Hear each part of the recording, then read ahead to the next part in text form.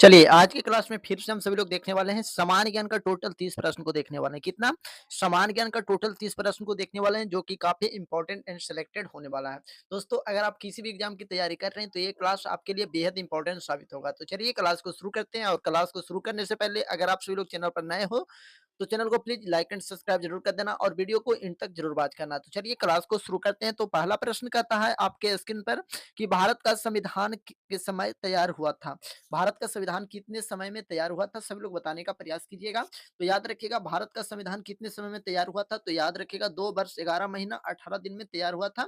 Option B correct answer हो जाएगा। याद रखिएगा, 2 वर्ष 11 महीना 18 दिन में तैयार हुआ था। ऑप्शन बी करेक्ट आंसर हो जाएगा। अगले प्रश्न की ओर बढ़ते हैं। अगला प्रश्न कहता है कि ओलंपिक ध्वज में कितने गोले होते हैं, सभी लोग बताने का प्रयास कीजिएगा। ओलंपिक ध्वज में कितने गोले होते हैं, तो याद रखिएगा इसका सही जवाब हो जाएगा 5 गोले होते हैं। ऑप्शन सी करेक्ट आंसर हो जाएगा। याद रखिएगा, ऑप्शन सी करेक्ट आंसर हो जाएगा। अगले प्रश्न की ओर बढ़ते हैं। अगला प्रश्न कहता है कि भारत की मुख्य भूमि का दक्षिणतम बिंदु कौन सा, सभी लोग बताने का प्रयास कीजिएगा। भारत का मुख्य भूमि का दक्षिणतम बिंदु कौन सा, तो याद रखिएगा इसका सही जवाब हो जाएगा ऑप्शन बी कन्याकुमारी है। भारत की मुख्य भूमि का दक्षिणतम बिंदु कौन सा है, तो कन्याकुमारी है। ऑप्शन बी करेक्ट आंसर हो जाएगा। अगले प्रश्न की ओर बढ़ते हैं। अगला प्रश्न कहता है कि 10,000 धुओं की घाटी कहाँ स्थित है। 10,000 धुओं की घाटी कहाँ स्थित है, तो याद रखिएगा 4 का सही जवाब हो जाएगा ऑप्शन सी अलास्का में है। ऑप्शन सी करेक्ट आंसर हो जाएगा। याद रखिएगा, ऑप्शन सी करेक्ट आंसर हो जाएगा। अगले प्रश्न की ओर बढ़ते हैं। अगला प्रश्न कहता है कि महात्मा गांधी का जन्म दिवस कब मनाया जाता है, सभी लोग बताने का प्रयास कीजिएगा। महात्मा गांधी का जन्म दिवस कब मनाया जाता है, तो याद रखिएगा इसका सही जवाब हो जाएगा ऑप्शन सी 2 अक्टूबर को मनाया जाता है। महात्मा गांधी का जन्म 2 अक्टूबर को मनाया जाता है। ऑप्शन सी करेक्ट आंसर हो जाएगा। अगले प्रश्न की ओर बढ़ते हैं। अगला प्रश्न कहता है कि महात्मा गांधी का पूरा नाम क्या था। बेहद इंपॉर्टेंट प्रश्न है। महात्मा गांधी का पूरा नाम क्या था, तो याद रखिएगा इसका सही जवाब हो जाएगा ऑप्शन ए मोहनदास करमचंद गांधी था। तो ऑप्शन यहाँ पर एक करेक्ट आंसर हो जाएगा। याद रखिएगा हमेशा के लिए। चलिए बढ़ते हैं अगले प्रश्न की ओर। अगला प्रश्न कहता है गांधी जी को महात्मा की उपाधि किसने दिया था, सभी लोग बताने का प्रयास कीजिएगा। गांधी जी को महात्मा की उपाधि किसने दिया था, तो याद रखिएगा 7 का सही जवाब हो जाएगा ऑप्शन बी रविंद्रनाथ टैगोर ने दिया था। गांधी जी को महात्मा की उपाधि रविंद्रनाथ टैगोर ने दिया था। ऑप्शन बी करेक्ट आंसर हो जाएगा। अगले प्रश्न की ओर बढ़ते हैं। अगला प्रश्न कहता है पंजाबी भाषा की लिपि कौन सी है। पंजाबी भाषा की लिपि कौन सी है, सभी लोग बताने का प्रयास कीजिएगा। तो याद रखिएगा 8 का सही जवाब हो जाएगा ऑप्शन बी गुरुमुखी है। गुरुमुखी है पंजाबी भाषा की लिपि कौन सा, तो गुरुमुखी है। ऑप्शन बी करेक्ट आंसर हो जाएगा।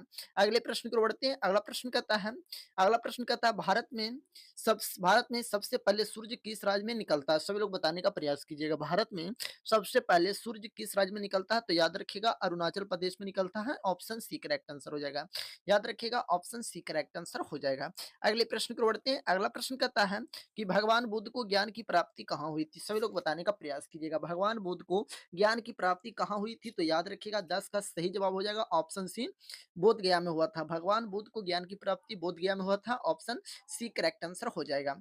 अगले प्रश्न की ओर बढ़ते हैं। अगला प्रश्न कहता है कि भारत का सर्वोच्च वीरता पदक कौन सा, भारत का सर्वोच्च वीरता पदक कौन सा, तो याद रखिएगा इसका सही जवाब हो जाएगा ऑप्शन बी परमवीर चक्र है। ऑप्शन बी करेक्ट आंसर हो जाएगा। याद रखिएगा ऑप्शन बी करेक्ट आंसर हो जाएगा।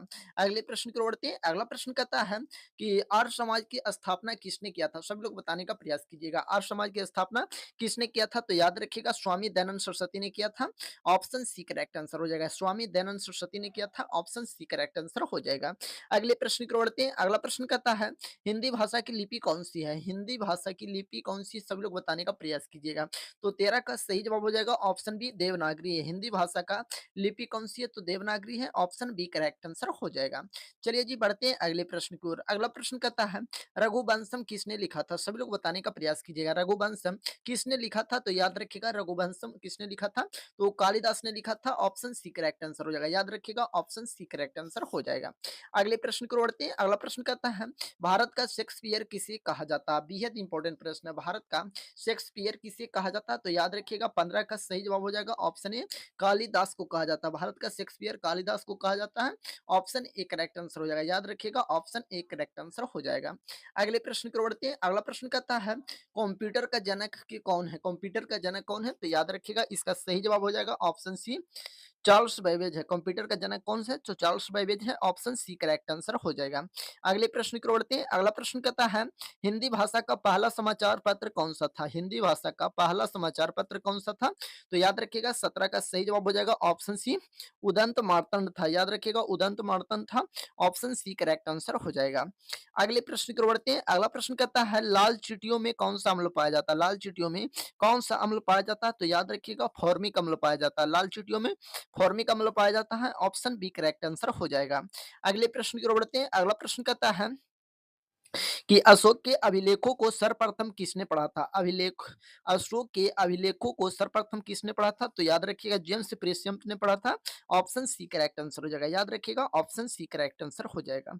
अगले प्रश्न की ओर बढ़ते हैं। अगला प्रश्न कहता है कि उत्तरी ध्रुव में भारत के अनुसंधान केंद्र का नाम क्या है? उत्तरी ध्रुव में भारत के अनुसंधान केंद्र का नाम क्या है? तो याद रखिएगा हिमाद्री है। ऑप्शन सी करेक्ट आंसर हो जाएगा। हिमाद्री है। ऑप्शन सी करेक्ट आंसर हो जाएगा। याद रखिएगा हमेशा के लिए। चलिए बढ़ते हैं अगले प्रश्न की ओर। अगला प्रश्न कहता है कि कौन सा देश सबसे अधिक देशों के साथ अपनी भूमि सीमा साझा करता है? कौन सा देश सबसे अधिक देशों के साथ अपनी भूमि भूमि सीमा साझा करता है? तो याद रखिएगा चीन के साथ। ऑप्शन सी करेक्ट आंसर हो जाएगा। याद रखिएगा ऑप्शन सी करेक्ट आंसर हो जाएगा। अगले प्रश्न की ओर बढ़ते हैं। अगला प्रश्न कहता है कि काजीरंगा राष्ट्रीय उद्यान किस राज्य में स्थित है? काजीरंगा राष्ट्रीय उद्यान किस राज्य में है? ऑप्शन है पश्चिम बंगाल, असम, उड़ीसा, झारखंड। तो इसका सही जवाब हो जाएगा याद रखिएगा असम में है। ऑप्शन बी करेक्ट आंसर हो जाएगा। याद रखिएगा ऑप्शन बी करेक्ट आंसर हो जाएगा। चलिए बढ़ते हैं अगले प्रश्न की ओर। अगला प्रश्न कहता है कि पीलिया किस अंग का रोग है? सभी लोग बताने का प्रयास कीजिएगा। पीलिया किस अंग का रोग है? तो याद रखिएगा इसका सही जवाब हो जाएगा ऑप्शन बी यकृत यानी लीवर का है। ऑप्शन बी करेक्ट आंसर हो जाएगा। अगले प्रश्न की ओर बढ़ते हैं। अगला प्रश्न कहता है क्लोरोफिल का खनिज घटक क्या? सभी लोग बताने का प्रयास कीजिएगा। क्लोरोफिल का खनिज घटक क्या? तो याद रखिएगा 24 का सही जवाब हो जाएगा option B. Option B iron है। ऑप्शन बी करेक्ट आंसर हो जाएगा। याद रखिएगा ऑप्शन बी करेक्ट आंसर हो जाएगा। अगले प्रश्न की ओर बढ़ते हैं। अगला प्रश्न कहता है कौन सा मुगल बादशाह अशिक्षित था? कौन सा मुगल बादशाह अशिक्षित था? तो याद रखिएगा अकबर था। अकबर जो कि अशिक्षित था। ऑप्शन सी करेक्ट आंसर हो जाएगा। याद रखिएगा हमेशा के लिए। चलिए अगले प्रश्न की ओर बढ़ते हैं। अगला प्रश्न कहता है कि भारत का नेपोलियन किसे कहा जाता है? भारत का नेपोलियन किसे कहा जाता है? तो याद रखिएगा समुद्रगुप्त को कहा जाता है। ऑप्शन बी करेक्ट आंसर हो जाएगा। भारत का नेपोलियन समुद्रगुप्त को कहा जाता है। ऑप्शन बी करेक्ट आंसर हो जाएगा। अगले प्रश्न की ओर बढ़ते हैं। अगला प्रश्न कहता है अमृतसर शहर की स्थापना किसने किया था? अमृतसर शहर की स्थापना किसने किया था? तो याद रखिएगा इसका सही जवाब हो जाएगा ऑप्शन बी गुरु रामदास ने किया था। याद रखिएगा ऑप्शन बी करेक्ट आंसर हो जाएगा। बढ़ते हैं अगले प्रश्न की ओर। अगला प्रश्न कहता है राष्ट्रीय खेल दिवस किस तिथि को मनाया जाता है? राष्ट्रीय खेल दिवस किस तिथि को मनाया जाता है? तो याद रखिएगा 29 अगस्त को मनाया जाता है। ऑप्शन ए करेक्ट आंसर हो जाएगा। याद रखिएगा। चलिए बढ़ते हैं अगले प्रश्न की ओर। अगला प्रश्न कहता है अगला प्रश्न कहता है विश्व पर्यावरण दिवस किस तिथि को मनाया जाता है? विश्व पर्यावरण दिवस किस तिथि को मनाया जाता है? तो याद रखिएगा 5 जून को मनाया जाता है। ऑप्शन बी करेक्ट आंसर हो जाएगा। याद रखिएगा 5 जून को मनाया जाता है। ऑप्शन बी करेक्ट आंसर हो जाएगा। अगले प्रश्न की ओर बढ़ते हैं। अगला प्रश्न कहता है हमारी आकाशगंगा का नाम क्या है? हमारी आकाशगंगा का क्या नाम है? तो याद रखिएगा हमारी आकाशगंगा का नाम है मिल्की वे। तो ऑप्शन सी करेक्ट आंसर हो जाएगा। तो ये था सामान्य ज्ञान का टोटल 30 प्रश्न। सामान्य ज्ञान का टोटल 30 प्रश्न था। और 30 में आप सभी लोग कितना सही किए हैं इसका जवाब कमेंट बॉक्स में बताइएगा। हम सभी का कमेंट बॉक्स पढ़ेंगे। तो आप सभी लोग कमेंट बॉक्स में बताइएगा। तो चलिए फिर मिलते हैं अगले क्लास में। तब तक के लिए जय हिंद जय भारत।